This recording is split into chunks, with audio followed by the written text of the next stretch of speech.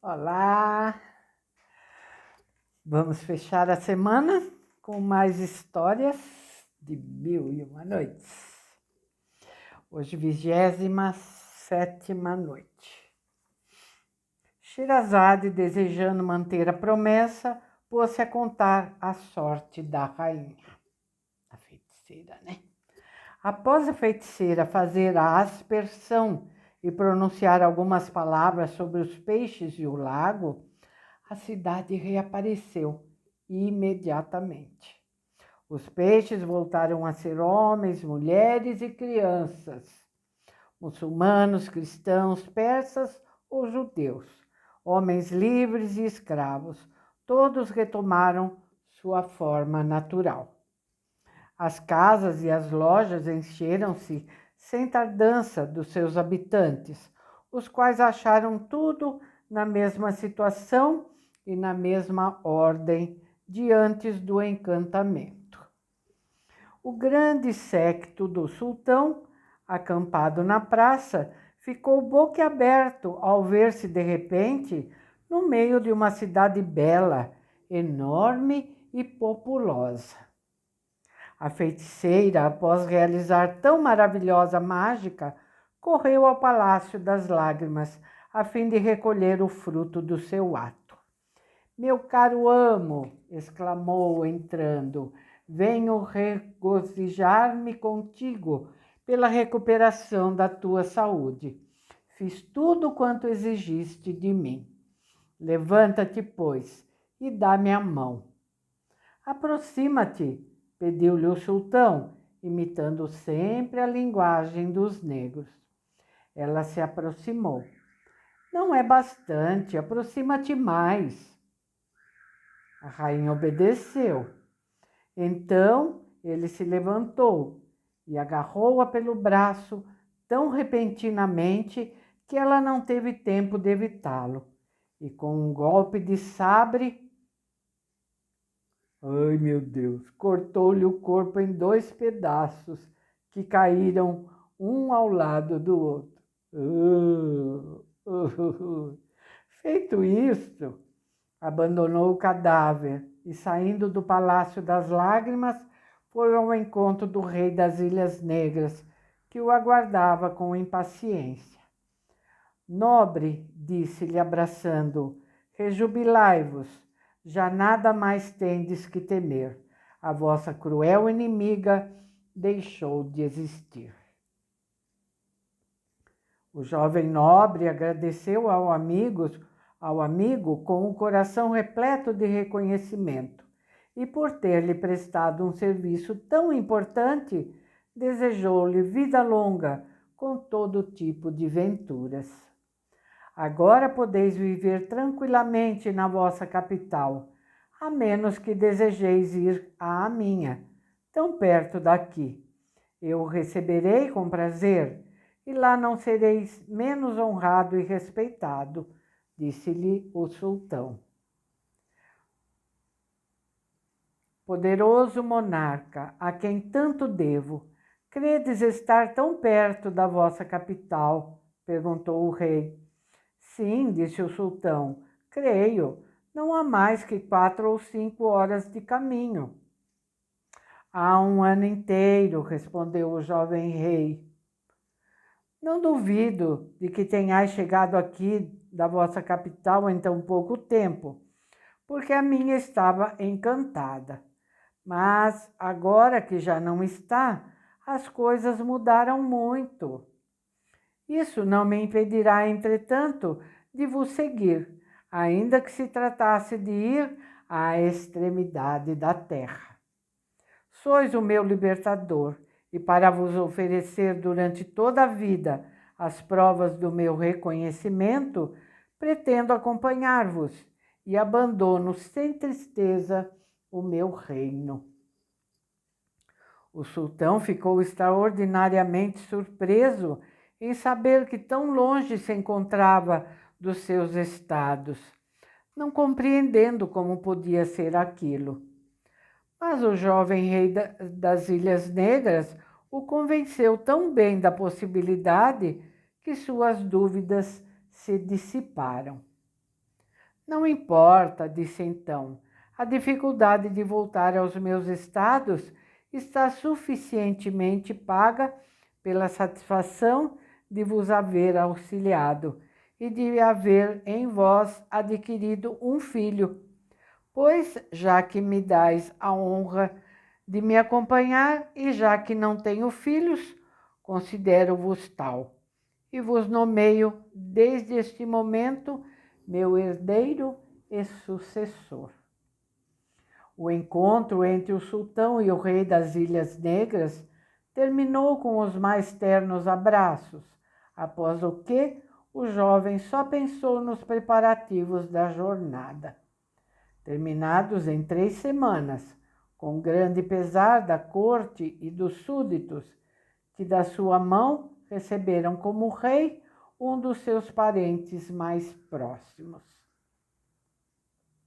Finalmente, o sultão e o rei puseram-se a caminho, com 100 camelos carregados de inestimáveis riquezas, tiradas dos tesouros do jovem rei, seguidos por 50 cavaleiros perfeitamente montados e equipados.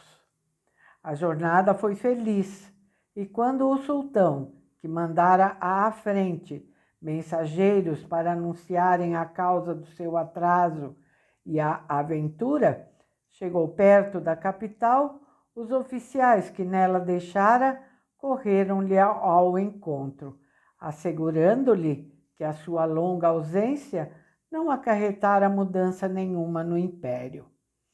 Os habitantes o receberam com grandes aclamações e entregaram-se a festas que duraram vários dias. No dia seguinte ao da chegada, o sultão contou pormenorizadamente aos cortesãos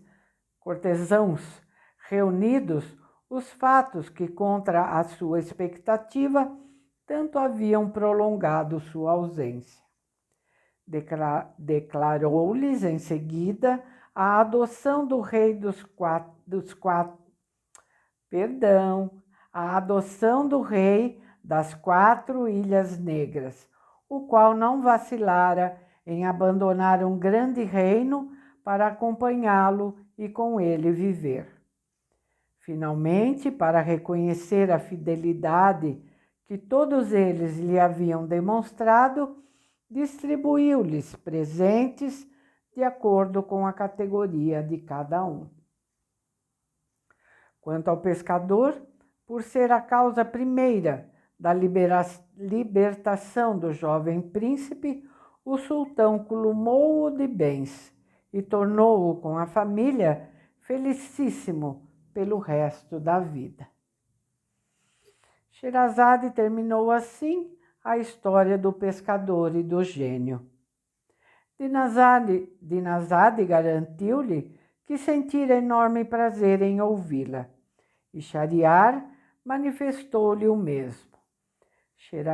Sherazade disse-lhe então que sabia outra mais linda, e que se o sultão lhe permitisse viver, a narraria no dia seguinte. Shahriar, lembrando-se do adiamento de 1 mês que lhe havia concedido, e curioso também por saber se a nova história seria tão interessante, levantou-se com a intenção de a ouvir na noite seguinte. 28ª noite. Dinazade, seguindo seu costume, não se esqueceu de chamar a sultana quando chegou a hora. Sherazade, sem lhe responder, começou uma das suas belíssimas histórias. A história dos 3 calândares, filhos de rei, e das 5 damas de Bagdá. Senhor, disse, dirigindo-se ao sultão, no reino do califa Harun al-Sharif, al-Rashid, desculpe, aqui tem uma notinha, vamos ver, acho que é para nos contar o que é um califa, né? Vamos ver aqui. Isso. Esta palavra árabe significa sucessor, relativamente a Maomé.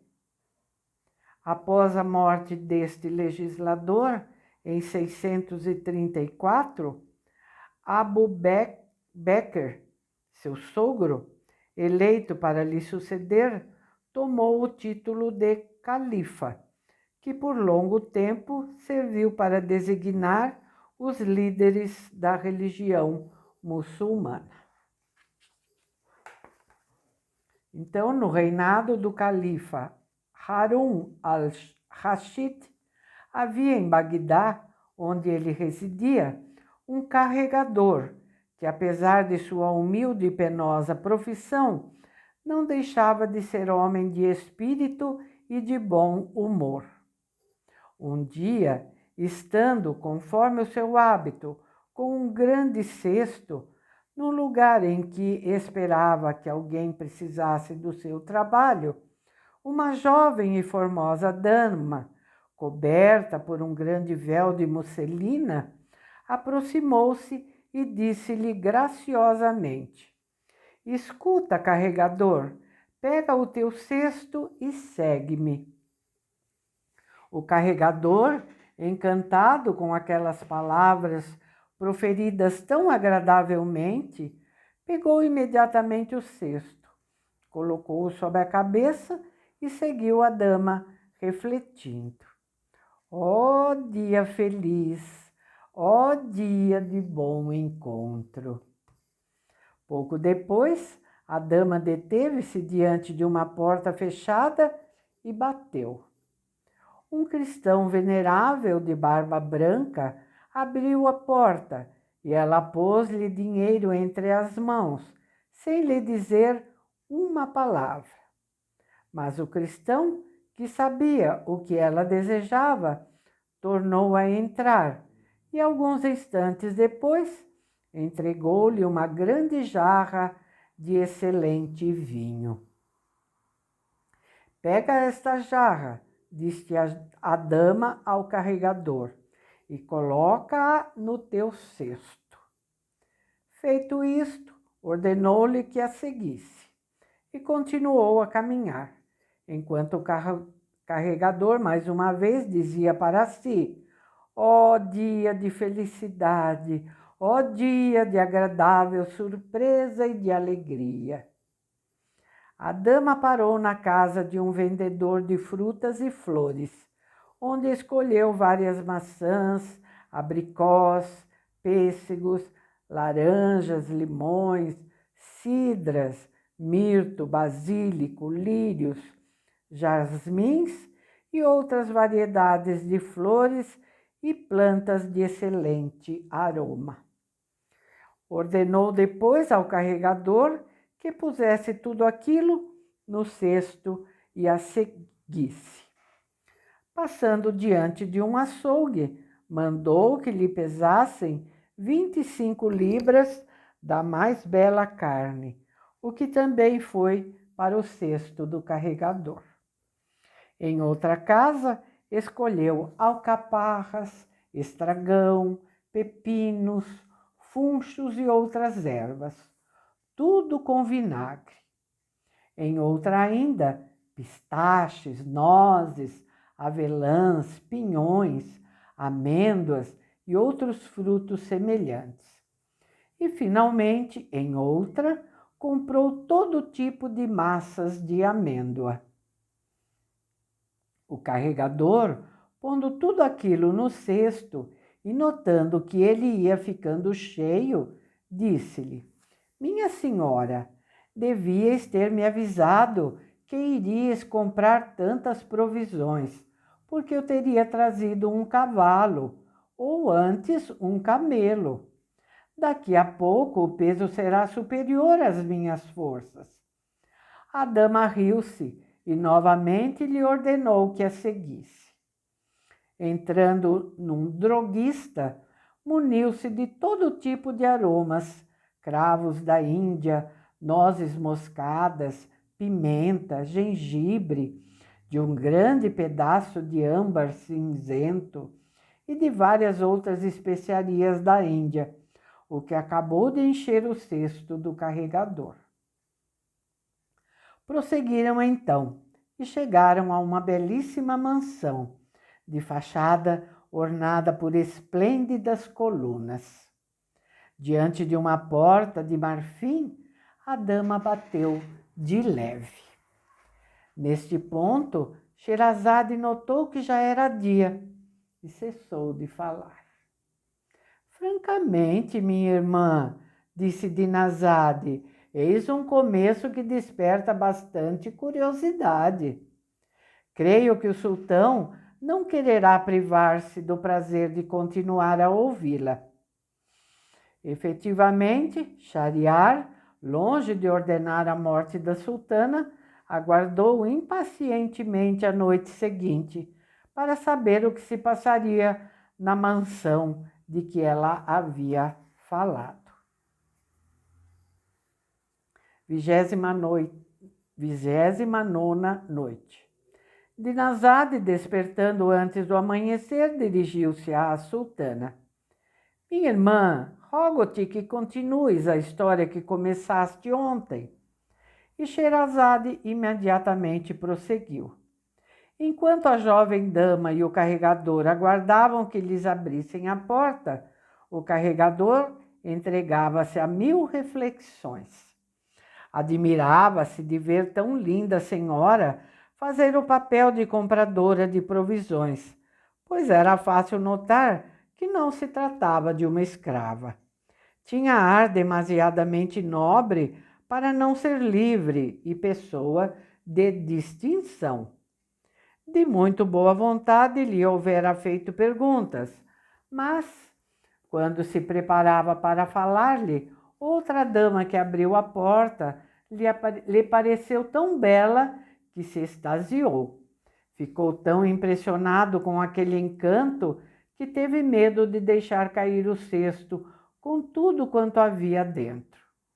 Nunca vira beleza que se aproximasse da que lhe estava diante dos olhos. A dama que o trouxera, percebendo o tumulto que lhe ia na alma, pôs-se a observar com tanto prazer seu procedimento que se esqueceu de que a porta se abrira afinal. Entra, pois, minha irmã, disse-lhe a formosa moradora. Que esperas? Não vês que este pobre homem está tão carregado que já não aguenta mais? Quando a dama e o carregador entraram, a que abrira a porta fechou-a novamente. E os três, após terem atravessado um belo vestíbulo, passaram para um pátio espaçoso, circundado por uma galeria que se comunicava com vários aposentos, no mesmo nível, todos simplesmente magníficos.